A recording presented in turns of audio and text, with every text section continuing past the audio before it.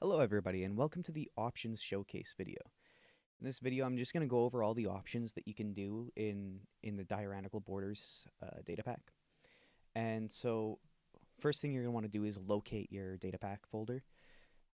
Mine's in my showcase world, which is fine. So I'll go into that folder and then you go into data, then you go into T borders, then into function, and then down here into options. So you're going to click on that and you're going to get this notepad. And like I said in my showcase video, I'll just show you this real quick. You can get it so that it's basically color coded and stuff, but you need Visual Studio Code and some extensions. But you'll know what I'm talking about if you know what I'm talking about. I'm not doing a tutorial for that here.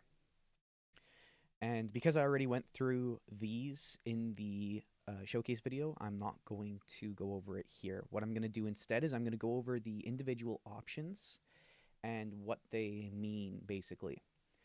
So, the first option I'm going to go through, I'm going to skip these for one, and I'm going to go through borders start centered on player. So basically, when you spawn into the world, what it's going to do is it's going to take wherever you spawned, and then it's going to put the world border around you. If you have this disabled, so if you set this to 0, then 1, you can modify these options. And 2, you can in fact spawn in the water. So like the Giga Chad difficulty, for instance, has this set to 0 and this to 0 and 0. And so what happens is that you can spawn in the water. You can spawn in some weird spots because it doesn't use a regular player spawn. It uses 0, 0 in the world, and you don't always spawn on 0, 0. But if you disable this, so say you pick out a world seed and you're like, oh man, I want to start in this, like, say you wanted to start in the new Pale Oak Forest, right? And you're like, okay, well, I found a world seed where there's a pale oak forest at, like, the player spawn, or maybe at 100, 100. Well, you can set that here. So you got border start X and border start Z, and each option is underlined here so that you can kind of see where they are. I tried to make it as user friendly as possible um, for like any player that's coming in to use this and only has Notepad to do so. And so say I set this to 100 and 100, right? And I set this to 0. Now the border will always spawn at 100, 100. All right, the next set of options here is the progress bar on by default. And all that is it's, oh, I'm still, all that is it's just this option up here, right?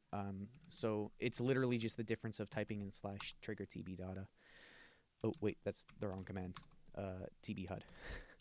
I know my own data pack, I swear.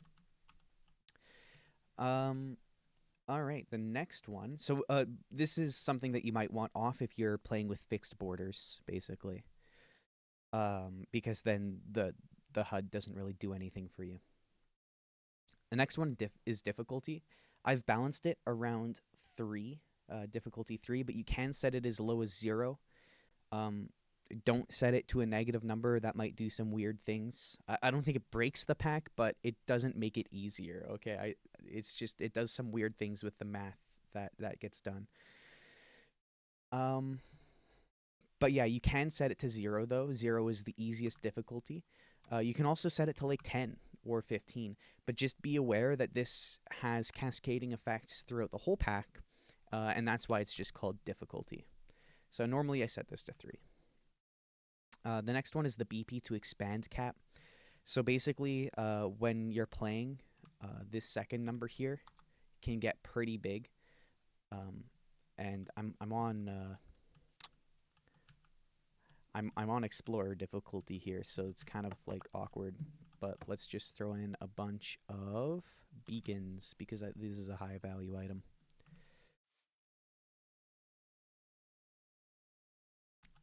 Shows you how not punishing this gets. So you can see the Explorer BP to expand cap is 50,000. It won't ever go higher than that. So if I wanted that, I would just type in 50,000 here. No slashes required because it's a text document. But I'll keep that at the max value. You can't go higher than this number. The number is also listed here just in case you change it and want to get it back. This is the integer overflow. It literally, restricted by the game, cannot go any higher. If you try and set it higher, it'll error, and Honestly, I don't know what happens if it errors. Don't let it error, okay? You've been warned. Um, this next one is the default start border size. So by default on most difficulties, it's 16. You can set this. I would suggest don't set it lower than 2. If you set it to, like, so if I go in here and I do world border set 2, right? And I come here, right? Like, I still have space to walk around this tree, but if I set it to 1, I literally cannot, like, I have to be outside the world border. Um, and then once you get inside, like, you can only get, like, the wood, and you won't get any more leaves. And then you also have to bank on getting iron, because you can't expand the world border. So it's just dangerous if you set this too low. Um, yeah. If you are playing like this and you're soft locked and you need like an admin hack command and you want to get the Well of Sacrifice, you can type in /function T borders Well of Sacrifice destroy well. There we go. And that'll spawn a Well of Sacrifice on top of you. And I wouldn't recommend doing that. You need admin privileges in order to do it. But if you are playing one of these challenge modes and you can't get the 5 iron required to make the Well of Sacrifice, then this might be your only option. World border add. There we go. Let's go back to the options. Okay, base expansion increment. So depending on like how you're playing. So if you set this to 1, then every time you expand the world border, it'll go up by 1. If you set it to 2, it'll go by 2. That's the default. If you set it to, say, 6 or 8, like it is on Explorer, then you'll get more expansion, like more worth out of each expansion. It is worth noting that if you set this to 0, so let's go and restart the pack. Oh, I have a... Hold on. Let's do this so I don't lose this spot. Trigger, fix position.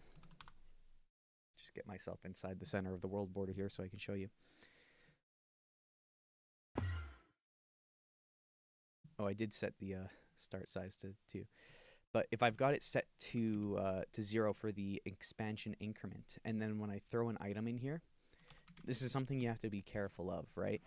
If I throw in a block of iron, you'll see it is increasing the world border size, but it's, or the world border BP requirement, but it's not increasing the size. So don't throw in items into the well. It's a bad idea until you've got a netherite in the well. So if you do this and you throw in a netherite, I shouldn't type so loud. I forget that shows up on the video. So then the whole reason you would set it to this is so that you have to get netherite in order to progress, and now the border can expand, right? If you're playing with this, I have to recommend, in order to not soft lock yourself, play with like at least like 20. Like I set it to 32. And when I did a sample of the ancient debris, I got, I think, like 18 ancient debris in the world border when it was set to 32. So do with that information what you will. If you set it too low and you get unlucky, you could get soft locked. In which case, yeah, you might just have to like summon, like do/give netherite ingot. You know, like it really is like you got to figure it out, man. Um, ramp up buffer. So basically, this triggers how often the ramp up algorithm will increase. So I went up into the ramp up a little bit. So let's do TB data, and then let's get some diamond blocks. Just throw in like a stack. I need to get to 500.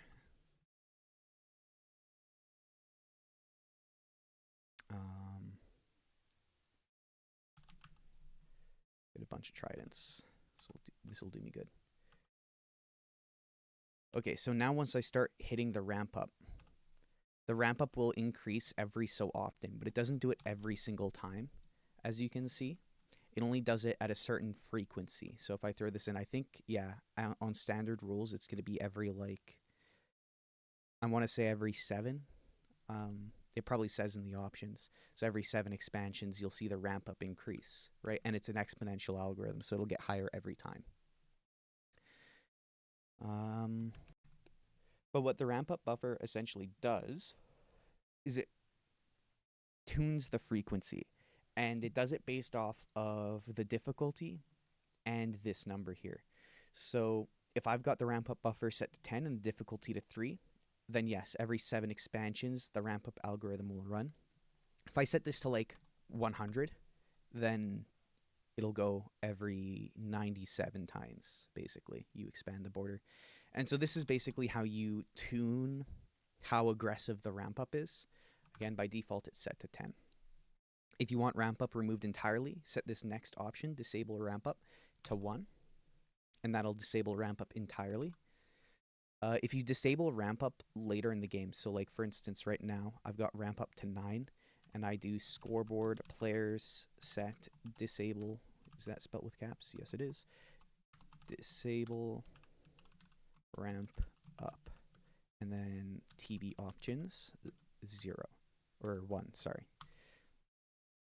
And so now ramp up is disabled, but it's still going to add this ramp up number to every like BP count here. So when I continuously add things to this, so if I throw in a bunch of diamond blocks, you'll see the ramp up isn't going up, but it's still adding the 9 it was left at. If you want to clear the ramp up, you have to type in /scoreboard players ramp up ramp up TB math, and then 0. And boom, ramp up is gone. And it might. It should update that, but I don't know why it's not, to be completely honest. But that's not normally how you're supposed to play. You're supposed to have it enabled or disabled at the start of the world. Like I said, some of the options are a little bit buggy if you screw with them later after you've started the world. That's why it's important to have all these options set beforehand. There are a couple options which you can change, but most of them aren't. And I'll make sure you know which ones you can change. Let's see, item depreciation. So this is basically, so when I get this iron in, like, and I get its value, I see 2405 of 2765. And if I throw one in there, it'll go down by 10. So let's get that. Wait, did I miss? I did miss. That's funny. So now if I get that, it'll be 10 less. And this resets every morning in game.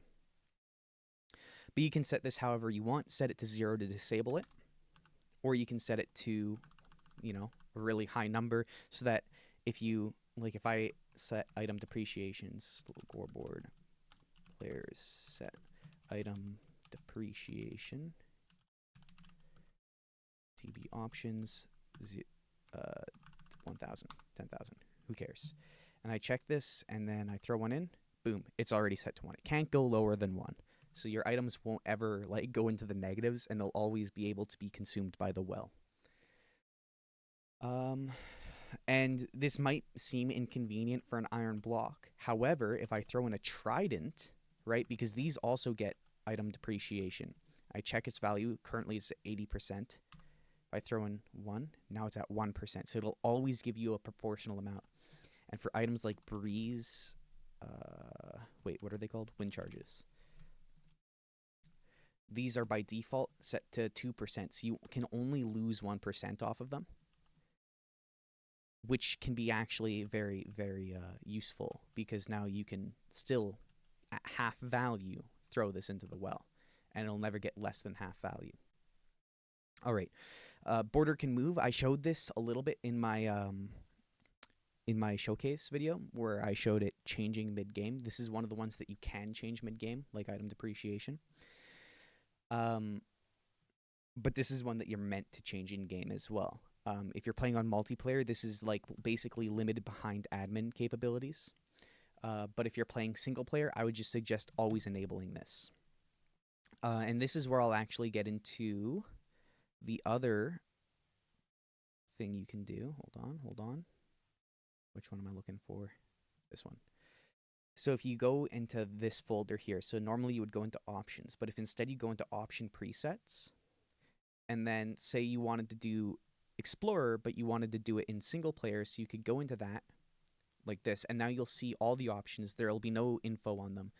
and then you find the one. So here I'm looking for border can move, and then you just set this to 1.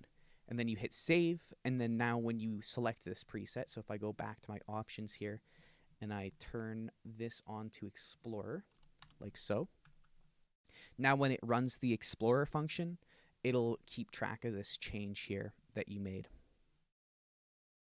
If you want to do a totally custom experience, I would suggest not doing any of this and just looking through each of these options and setting them yourself and not even worrying about the presets. Because if you have no preset selected, it'll just use the option defaults that are listed here. All right, so can fix position from inside borders. This is another one where, like, if you just want, like, basically a /top command that takes you to the center of the border, this is it. And you can have it set to 1. And so if I do this and I come back into here and I type /scoreboard players set border can, wait, no, that's the wrong one. Give me a second. That command. Copy that, paste that, TB options 1. And then now, if I'm outside the world border, so let's do /TP, or sorry, if I'm inside the world border, which I think I am, /trigger TB fix position, it'll let me do this from anywhere. I'm pretty sure it's just going to teleport me, like, literally right here. Yeah. All right, so the next one, useful data display type. This is actually a very important option if you're playing with multiple data packs active, because it uses the team color dark purple, and it also uses the side scoreboard here. So if a data pack is using either of those things, then it might screw with this option value here. And so what happens is, so if I get rid of this /trigger TB data, and then I run this command,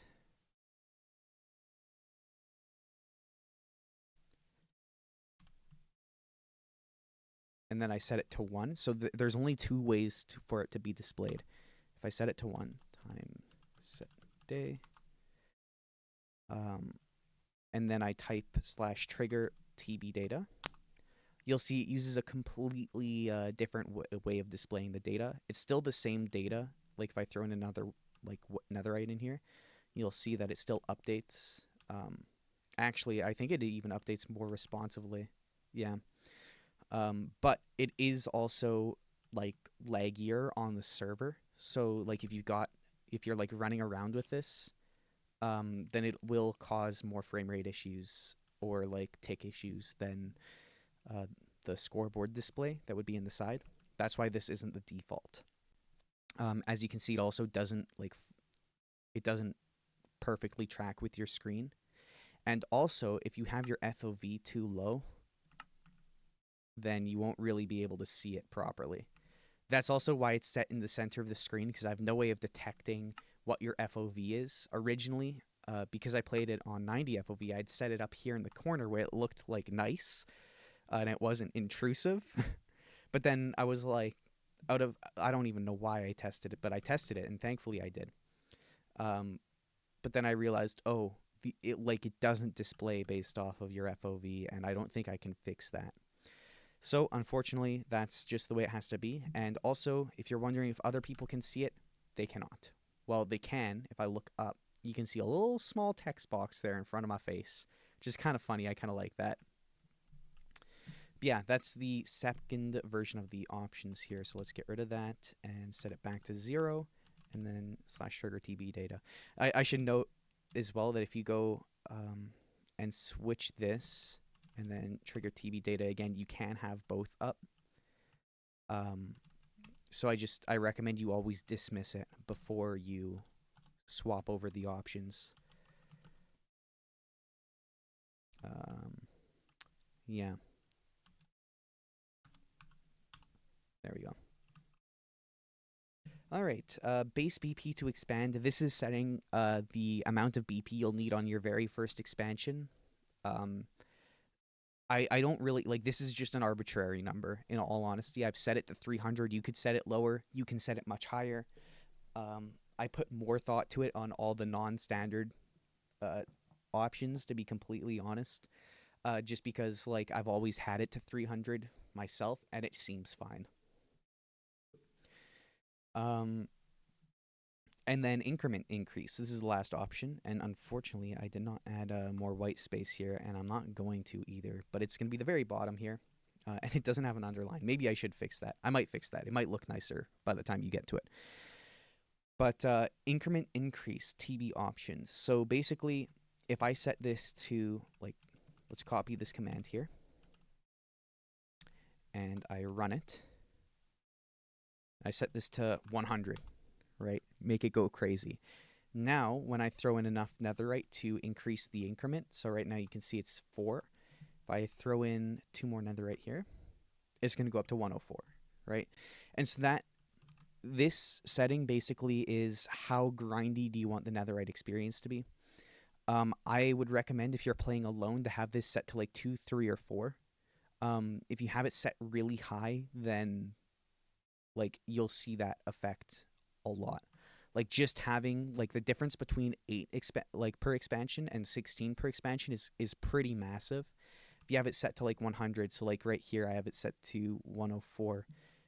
Well, I guess I'm not even on a hard difficulty, but I mean, if I throw in like wind charges will do nothing.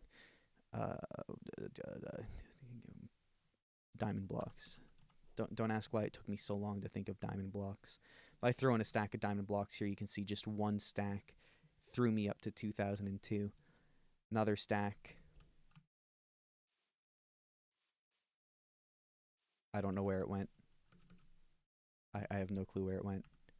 But another stack, I've broke the game. Well, this is one of the dangers of modifying the options as I have. It can really kind of break the game. But you get the picture. If I reset the pack, that probably wouldn't happen. But I don't even know where my well, didn't I? No, I've used copy paste like a million times since then. So I don't even know where my reset pack thing is, but I guess I can do it here. But it doesn't even matter. You get the picture. You get the point. Um, Again, changing these options mid-game can kind of throw the data pack for a loop. So I suggest you have them all set properly here before you start the game. And remember not to set this too high. Just between like 1 and 4 is probably good. Don't set it to 0, because then you'll never be able to increase the size of the world border increase or whatever. Anyways, that's it for the options video as far as I'm aware. I've shown you how to modify those. I've shown you how to modify all of these. And yeah, I hope that helps you customize your experience to your liking. If you want a preset, but you want to change just like 1 or 2 rules, like I said, if you're playing on single player, you can do that too.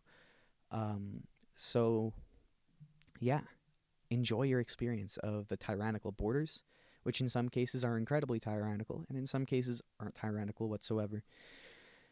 I'll see you guys in the comments when you report 10,000 bucks. Bye bye.